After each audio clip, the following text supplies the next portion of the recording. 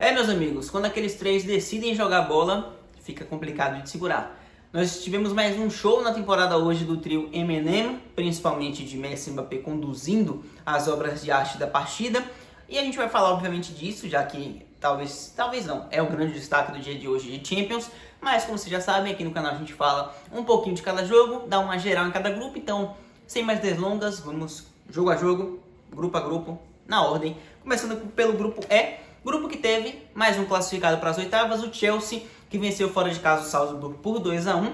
Jogo que o Chelsea jogou muito bem, abriu o placar com o Kovacic com um golaço, bola no ângulo que ele conseguiu colocar com a perna esquerda, mas o Chelsea poderia ter ampliado o placar do jogo no primeiro tempo, só que o Philipp Kohn, goleiro do Salzburg, fez boas defesas, bom goleiro, jovem inclusive, e o Salzburg acabou empatando. Mas depois o Chelsea começou a se sobressair novamente. Havertz fez mais um golaço para os Blues, agora com a marca do alemão. E no geral, depois daí o Chelsea começou a tomar rumos mais tranquilos para a partida. Vitória importante fora de casa. Um Chelsea que conseguiu se recuperar a tempo, porque começou a fase de grupos muito mal. Naqueles dois primeiros jogos ali que acabaram culminando na demissão do Tuchel, chega o Graham Potter e ele consegue, no meio do caminho, com a carruagem andando, ele consegue alterar o funcionamento e conseguir uma classificação super importante, obviamente, para o planejamento do Chelsea para a temporada e com possivelmente a primeira colocação garantida, já que tem 10 pontos o time inglês. No outro jogo, Milan 4-0 fora de casa no Dinamo de Zagreb, partida convincente do Milan, um Milan que particularmente eu gosto das peças que tem, Theo Hernandes, Brahim Dias, Tonali, Rafael Leão, que é o destaque. Hoje fez mais um gol, é um cara que vem com um início de temporada muito bom, promissor, participativo, fazendo gols, dando assistências. Talvez seja a cara do Milan, que inclusive o Maldini, que é o diretor esportivo, tente implantar para os próximos anos de Milan, para uma reformulação do Milan como esse gigante, voltar a ser esse gigante. Talvez passe muito pelo Rafael Leão. Hoje ele fez mais uma boa partida, né? E o Milan se impõe, vence e ganha confiança, super importante para essa reta final, já que na última partida o Milan enfrenta justamente o Salzburg no San Siro, mas tem a chance ainda do time austríaco se classificar. Basicamente vai ser um jogo de um mata-mata antecipado, quem ganhar passa, se for empate o Milan fica com a vaga nas oitavas e o Milan vencendo obviamente se classifica, já que o grupo tem o cenário primeiro Chelsea com 10 pontos, segundo Milan com 7, terceiro o Salzburg com 6 e quarto e já eliminado o Dinamo com 4 pontos. Bela partida para se acompanhar na última rodada, diga-se de passagem. No grupo F a gente vai falar de Leipzig 3-2 para cima do Real Madrid. Partida na qual a gente teve um início muito forte do Leipzig e assim, tem alguns pontos a se considerar. O Leipzig começou muito bem a partida, fez 2 gols, Gvardiol e Nkunku mostrando mais uma vez a qualidade que tem, finalizando uma bola praticamente de bate-pronto, ele dá uma ajeitada nela, já colocando para a perna esquerda, finaliza forte, alto, sem chance para o Courtois, que basicamente é o Courtois. E além disso, nós temos um Real que tinha desfalques, sem Benzema, sem Modric, sem Valverde. O Real tinha desfalques, mas o principal problema do Real não foi nem ofensivamente, foi defensivamente. O Real sofre 3 gols, o Vinícius Júnior diminui, mas o Leipzig volta a fazer o terceiro gol aos 80 minutos com o Timo Werner. Então a gente vê um Real que era todo titular defensivamente, até com a volta do Courtois, mas sofreu 3 gols. Mostrou fragilidade, mostrou instabilidade defensiva, que a gente já viu bastante no time do Ancelotti, no Real, até campeão da Champions. Sofria muitos gols, mas vinha melhorando com o início dessa nova temporada. Agora mostra uma fraqueza novamente. Chegou a fazer o segundo gol para diminuir com o Rodrigo já no final. Rodrigo mais uma vez mostrando a capacidade dele de seguir fazendo gols na Champions. E mostra um Real que os principais pontos de desfalques eram ofensivamente, mas Vini e Rodrigo, mais uma vez, mostrando o quão eles são fundamentais para o Real hoje, o quanto eles têm merecido esse espaço que o Ancelotti dá para eles e o quanto eles se destacam realmente na evolução que eles tiveram, principalmente o Vinícius Júnior e o Rodrigo também, sempre que mostrou que era um grande jogador, mas agora assumindo esse papel cada vez mais, rumando ao protagonismo, digamos assim. E numa outra partida a gente tem Celtic 1 com Shakhtar. Acho que o grande destaque para mim é o gol do Mudryk. A gente tem o Mudryk empatando o jogo para o Shakhtar. Eu tenho falado bastante aqui do Mudryk no canal, em algumas oportunidades já falei dele. Jovem ucraniano que o Shakhtar recusou 30 milhões de euros por ele e ele vai mostrando por que o Shakhtar insistiu em não vendê-lo para a Premier League. Coisa que eu acho que vai acontecer brevemente, ou a Premier ou algum time grande vai contratar ele, mas por mais do que 30 milhões. Esse foi o recado do Shakhtar. No grupo, a gente tem o Real classificado com 10 pontos na liderança, segundo o Leipzig com 9, que se colocou numa situação muito confortável com essa vitória para cima do Real Madrid. Terceiro, Shakhtar com 6 e quarto, Celtic com 2 eliminado.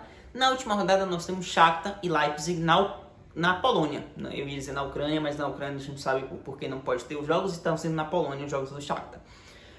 Tem chance para o Shakhtar se classificar, mas a situação mais confortável é do Leipzig, que basta o empate.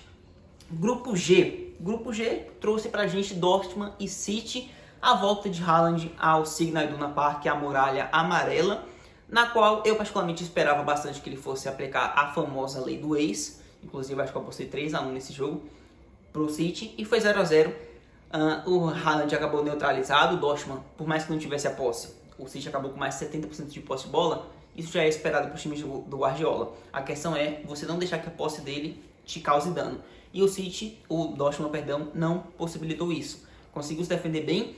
Tem um pênalti que o Mahrez fez o favor de desperdiçar e o City acabou não conseguindo concretizar as chances que criou em gol. E o Dortmund também acabou não fazendo nenhum, 0-0, que soa como um resultado muito bom pro Dortmund, até porque continua nessa situação confortável que ele estava e basicamente não garante a classificação como garantiria se tivesse vencido, mas se mantém longe do Sevilha. Sevilha é esse que goleou o Copenhague por 3-0, mas a campanha do Sevilha foi muito irregular nessa fase de grupos e agora, para se classificar, ele precisa contar com uma derrota do Dortmund para o Copenhague, que joga fora de casa, mas é difícil, e ganhar do City no Etihad Stadium, o que é imensamente complicado. Então, para o Dortmund parece uma questão de tempo, para o Sevilha é um sonho distante e mais viável aquela manutenção da relação de amor que o Sevilha tem com a Europa League. A gente sabe que o Sevilha adora cair em terceiro para a Europa League e acabar campeão. Parece que será um caminho possível para essa temporada de novo. No grupo H, os dois principais jogos talvez da rodada. De um lado, nós temos o show, o espetáculo do trio M&M no PSG 7-2 para cima do Maccabi. Ah, mas é o Maccabi. Sim, é o Maccabi, eu entendo. O grande teste que o PSG teve na temporada até aqui foi o jogo contra o Benfica, é importante salientar isso. E o PSG não venceu nenhum dos dois, nem a ida, nem a volta. Empatou ambos. Ah, mas não tinha o Messi. Não tinha o Messi em uma das partidas. No jogo de ida, tinha o Messi, ele foi titular, ele fez o gol, mas ficou no 1-1. É um ponto a se pensar. O PSG ainda não se provou contra um grande time, mas se você é um time que quer se manter nesse posto de grande, de uma equipe favorita, quando você pega um time de menor escalão, você tem que passar o trator, você tem que humilhar, você tem que passar e mostrar, dar um recado. O PSG deu hoje. E mais importante do que isso, o que se esperava desde o princípio, quando se juntou Messi, Neymar e Mbappé, era um entrosamento e um encantamento. O encantamento ele só vem a partir do entrosamento. E eles estão cada vez mais próximos disso. Se procuram, quando se acham, se potencializam. O Messi sempre teve essa característica. Neymar foi muito ensinado pelo Messi, inclusive, eu diria. E falta no Mbappé. Hoje, ele teve mais uma lição.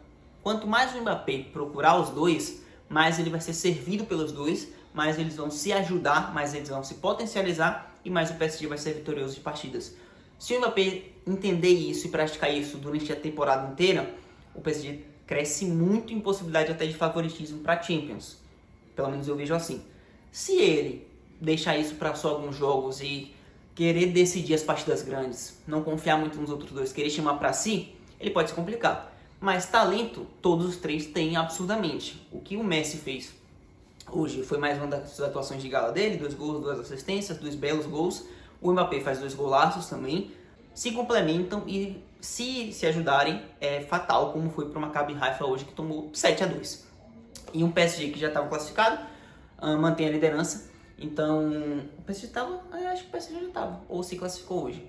Mas não tenho certeza de qual foi, porém, tenho certeza de que ganhou um companheiro nas oitavas. O Benfica, que mandou a Juventus para casa, ganhou num jogão 4-3, belíssima partida no Estádio da Luz.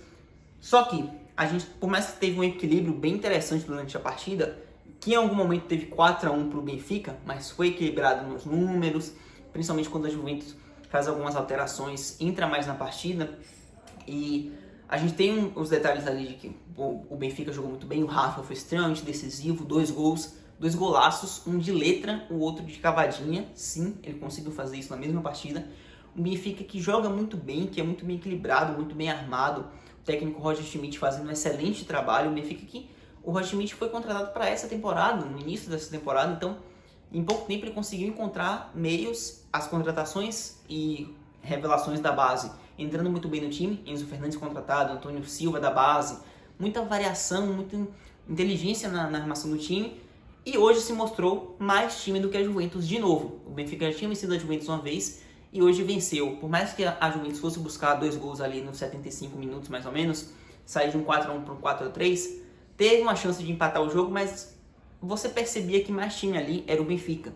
E merecidamente o time português consegue essa classificação. Foi melhor durante a fase de grupos, bem à frente do que a Juventus.